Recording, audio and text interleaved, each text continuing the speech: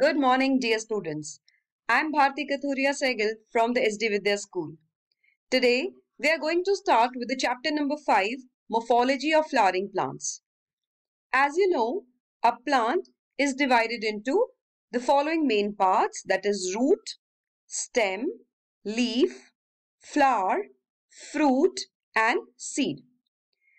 Now, after the revised syllabus was introduced by CBSE for the year 2020-21, the topics of root, stem, leaf, fruit and seed have been deducted.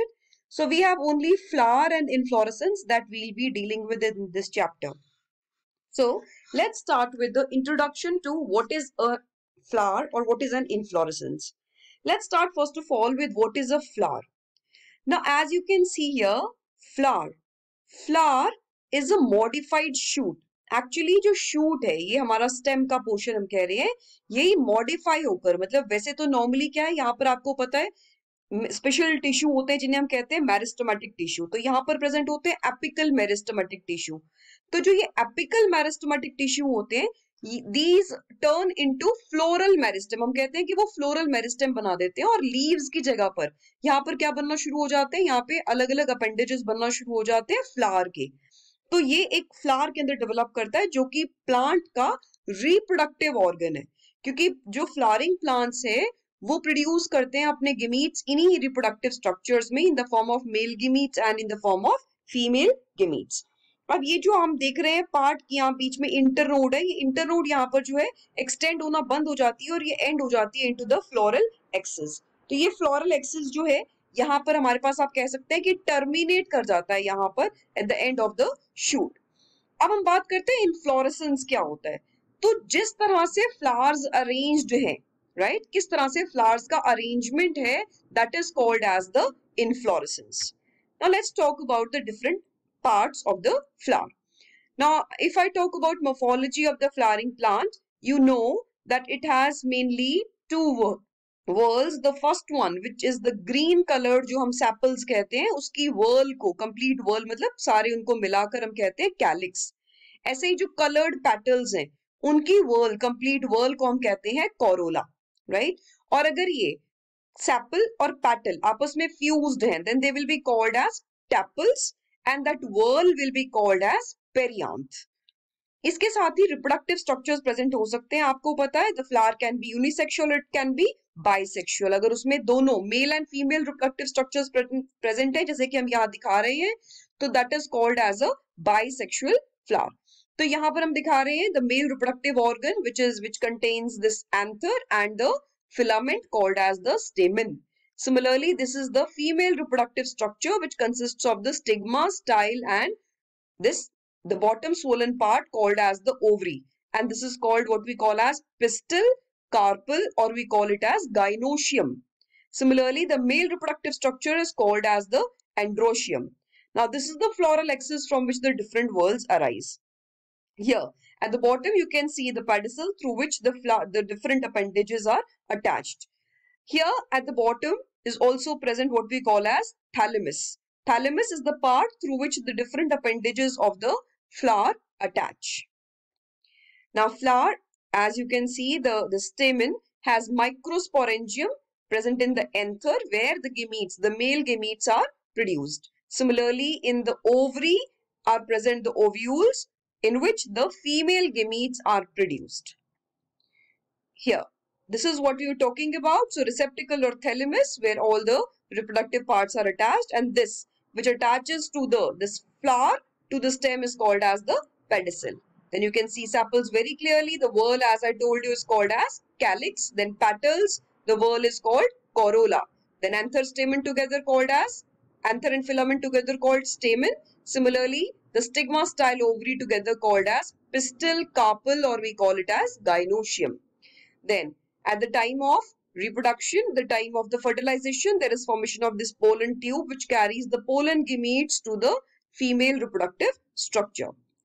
Now, inflorescence, as I told you, is the arrangement of the flowers on the plant.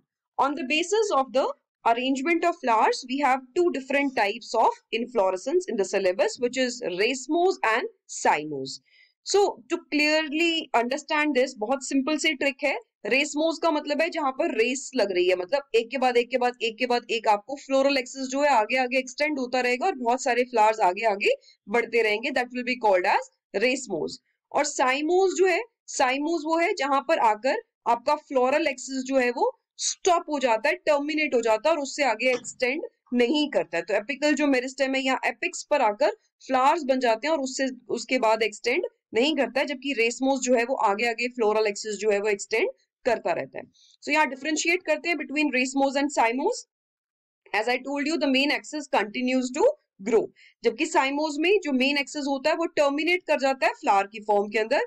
इनमें growth unlimited होती है जबकि cymose में limited growth होती है। The flowers are borne in an acropetal succession and the flowers are borne in a basipetal succession. I just clear these terms acropetal and basipetal to you. Now let's talk about the grouping of flowers is less common and arrangement of flowers in a group is centripetal. You must have done about the word centripetal in the physics also, कि किस तरह से जो centripetal मतलब किस तरह जो flower है वो arrangement होता है किस तरह से। And the grouping of flower is more common and arrangement of flower is in the centrifugal manner. Centrifugal मतलब एक मेन एक्सिस है और वो वहीं पर ही टर्मिनेट कर रहा है और वो सेंट्रीफ्यूगली उसके आसपास सारे बाकी फ्लावर्स अरेंज्ड हैं। Then let's talk about, I told you will be discussing about acropetal and basipetal.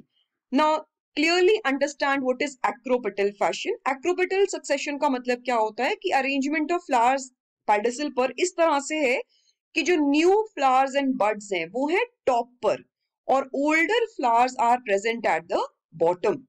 जबकि बेसिपेटल अरेंजमेंट क्या है? बेसिपेटल अरेंजमेंट जिसमें जो न्यू फ्लावर्स अराइज होंगे they will be at the bottom and the older flowers are present at the top. So जितने जो सबसे पहले फ्लावर्स बनेंगे वो सबसे टॉप पर होंगे और बाकी के नीचे नीचे बनेंगे उसके ऊपर, क्योंकि वहां पर टर्मिनेट हो गया। मैंने आपको क्या बताया था कि फ्लावर बनेगा तो वो एक्सेस जो है वहीं पर टर्मिनेट हो जाएगा।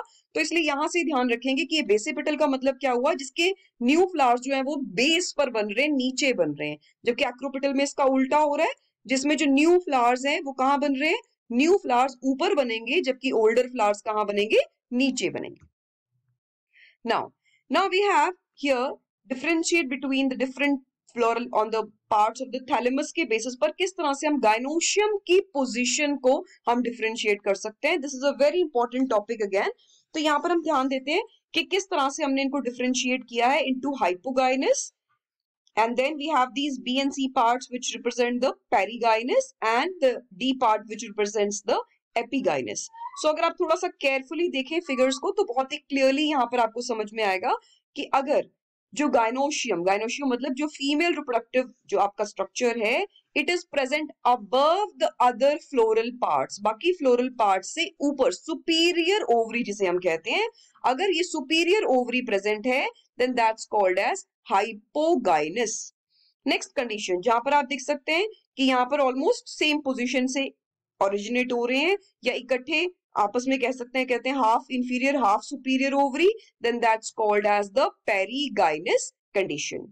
Next come to the epigynous. Epigynous as you can see जिसमें ओवरी जो है वो इंफीरियर है और बाकी फ्लोरल पार्ट्स सुपीरियर हैं, then that's called as the epigynous condition.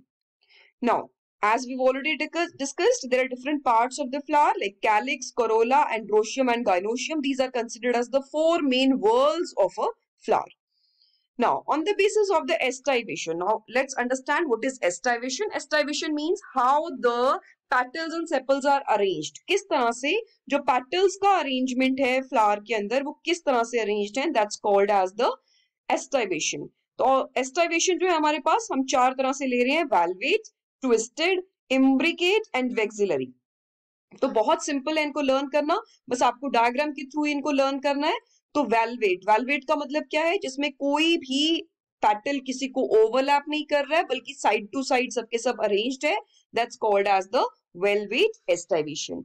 Next आ जाती है हमारे पास ट्विस्टेड एस्टाइवेशन। अब ट्विस्टेड के अंदर अगर आप थोड़ा सा भी ध्यान देंगे तो यहाँ पर आपको बहुत ही क्लियरली समझ में आ जाएगा ट्विस्टेड एस्टाइवेशन का मतलब क्या हुआ, जिसके अंदर आपका एक साइड जो है पेटल का वो ओवरलैप कर रहा है और दूसरा साइड ओवरलैप हो रहा है, तो ये ट्विस्ट हो रही है एक दूसरे के ऊपर सारे के सारे, that's called as the twisted. अब नेक्स्ट देखते हैं हम इम्ब्रिकेट। इम्ब्रिकेट का क्या मतलब है यहाँ पर? इम्ब्रिकेट का मतलब है कि अगर जो मार्जिन्स हैं सेपल्स और पेटल्स के वो ओवरलैप करते हैं लेकिन किसी पर्टिकुलर डायरेक्शन में नहीं करते, तो ये जो हमारी एस्टाइवेशन है that will be called as imbricate. Next है हमारे पास वेक्सिलरी। तो वेक्सिलरी के अंदर ध्यान देंगे हम लोग कि यहाँ पर एक बिगर आपको पेटल यहाँ पर नजर आएगा, जिसमें कि आप देख सकते हैं कि दो यहाँ पर साथ ही स्मॉल यहाँ पर आपको पेटल्स जो है यहाँ पर आपस में ज्वाइंट आपको नजर आएंगे। Now this is called as the this is keel, while these lateral appendages are called as the this is called wings।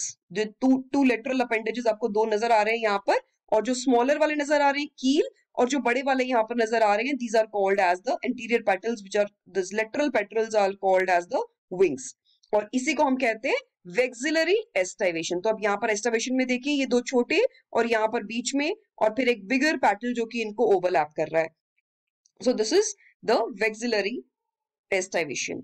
अब बात करते हैं कि वेलवेट आपको कहाँ मिलेगा एस्टाइवेशन। जो कैलोट्रोपिस है, कैलोट्रोपिस के अंदर हमें मिलेगा वेलवेट, आपको एस्टाइवेशन मिलेगा। ट्विस्टेड जो एस्टाइवेशन है वो आपको मिलेगा चाइना रोज में, लेडीज फिंगर में और कॉटन में। नेक्स्ट है हमारे पास इम्ब्रिकेट। इम्ब्रिकेट मिलेगा आपको कैसिया में और गुलमोहर के अंदर।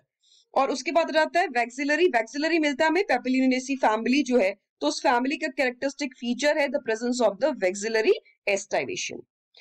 अब इसके साथ ही हम बात कर लेते हैं एक और, यहाँ पर पेटल्स के साथ एक हमारी और टर्म्स यूज होती हैं जिन्हें हम कहते हैं गैमोसेपलस एंड पोलीसेपलस और गैमोपेटलस एंड पोलीपेटलस।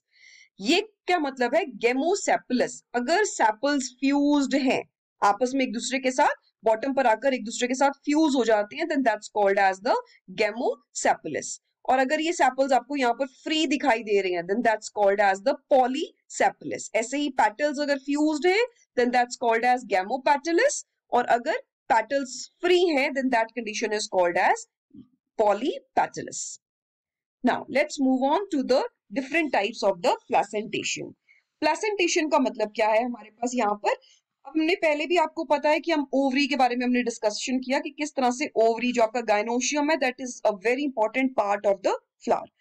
तो ओवरी के अंदर जो है ओव्यूल्स आपको पता है प्रेजेंट होते हैं, तो ओव्यूल्स का किस तरह से अरेंजमेंट है ओवरी में that's called as the placentation.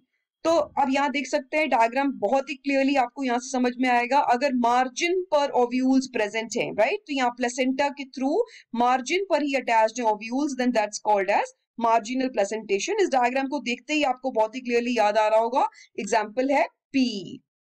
Next है हमारे पास एक्साइल प्लेसेंटेशन। एक्साइल प्लेसेंटेशन अब यहाँ देख सकते हैं आप लोग, जिसमें यहाँ पर प्रेजेंट है सेंट्रल, यहाँ पर आपकी प्रेजेंट है और यहाँ प्लेसेंटा के साथ सेंटर के अंदर अटैच्ड रहते हैं ये। So that's called as the axile placentation.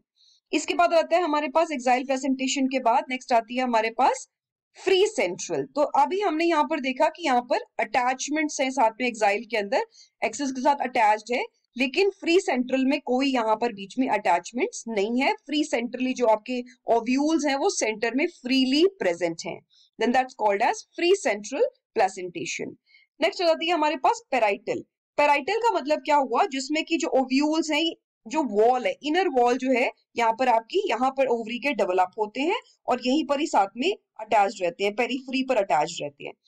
Next आ जाता है हमारे पास बेसल प्लेसेंटेशन। बेसल प्लेसेंटेशन आप थोड़ा सा डायग्राम को देखेंगे तो बहुत ही क्लियरली यहाँ पर आपको नजर आएगा कि जिसमें ओवरी जो है वन चेम्बर्ड है, लेकिन यहाँ पर एक फॉल्सा सेप्टम बन जाता है जैसे कि मस्टर्ड में या आर्जिमोन के अंदर, और वहां पर आपका जो ओव्यूल्स है वो सेंट्रल एक्सिस के अंदर प्रेजेंट रहता है और यहाँ पर बेस के साथ अटैच्ड रहता है, then that's called as the basal placentation. Now let's move on to the differences between the flower and the inflorescence. We'll talk about this in the next video.